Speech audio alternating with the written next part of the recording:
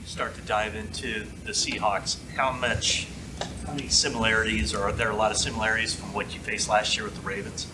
Yeah, I'd say so. The scheme is pretty similar, and how they call the plays and stuff looks similar.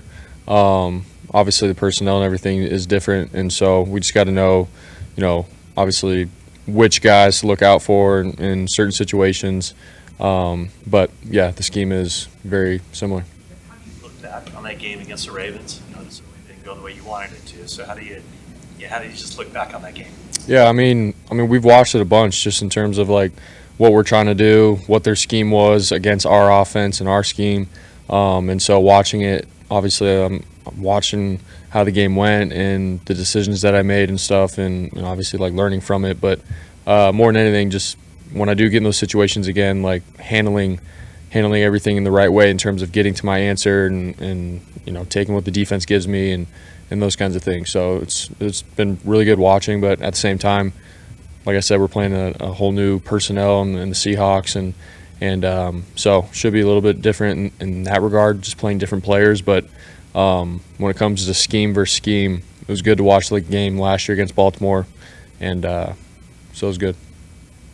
On the last interception against the Cardinals, it looks like you were waiting for Ayuk on the out route, and then the Kittle underneath. I saw you, as you're walking out the field, you look at the video board. Do you in that moment see it?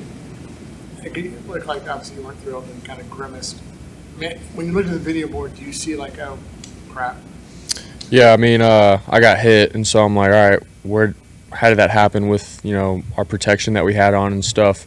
And we had two guys come to the side of where our protection was set, and one guy was free, and so that's on me in terms of getting the ball out and not holding on to it. So in that situation, when I was walking off, looking at the video board, I was like, man, did I miss a guy, or did I just try to get to Ayuk the whole time and not see what was going on with the blitz and stuff? So in that moment, that's what I was thinking about, and wish I would have executed it differently.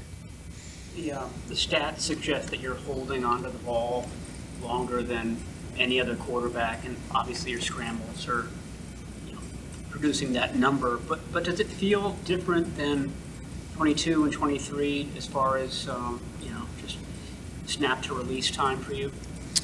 I mean, I feel like there's just been some plays where I'm scrambling and stuff just because like what the defense is doing in terms of dropping 8 and giving us some different looks in that regard. So for me, it's more been about keeping a play alive, and it's been good. And there's also been some plays obviously where we've had minus 10 or whatever from trying to scramble around and stuff. So there's, I think, those kinds of plays that pop up, so that maybe how that's affected the stats with that. But for me, I still go about my progressions and everything just like I have the last couple of years with our offense and our system.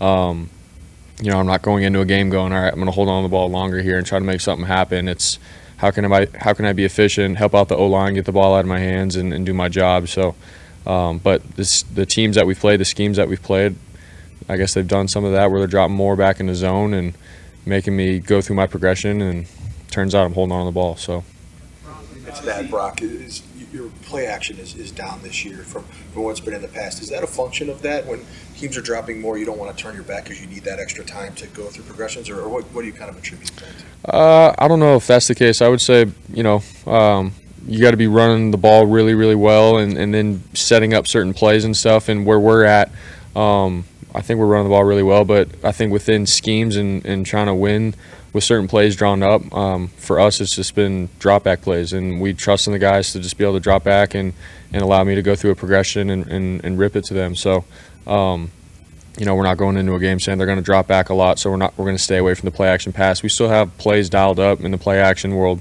but we just haven't had opportunities to run them in the right situations or whatnot. But again, we're trusting in Kyle within all the play calls with that regard, and so that's just sort of just how the flow of the game has gone and the play calls have gone. So last year you guys were the number 1 team in the league in red zone touchdown percentage.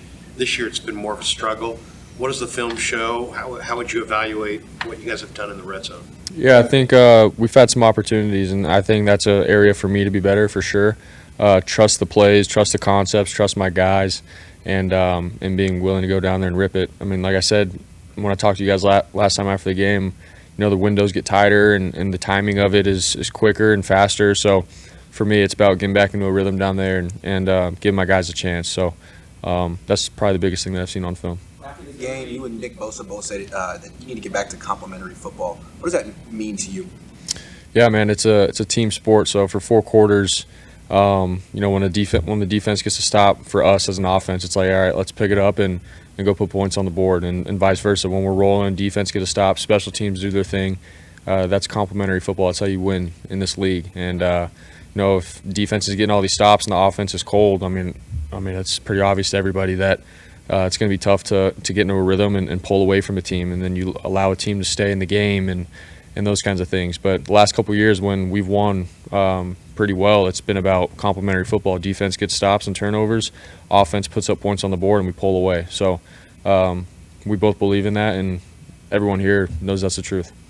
It's early, but can this type of game galvanize you based on a little bit of a slow start and knowing what the schedule looks like with a couple of hard home games after this as well? Can this kind of game rally you guys? Yeah, I mean, I think every game for us is extremely important. Obviously, you get through the end of the season, it's like where are you at, wins and losses and all that kind of stuff going into the playoffs. So, I mean, everything matters. But for us, man, all that matters right now is Seattle Thursday night, getting back into the win column and just picking up our momentum, man.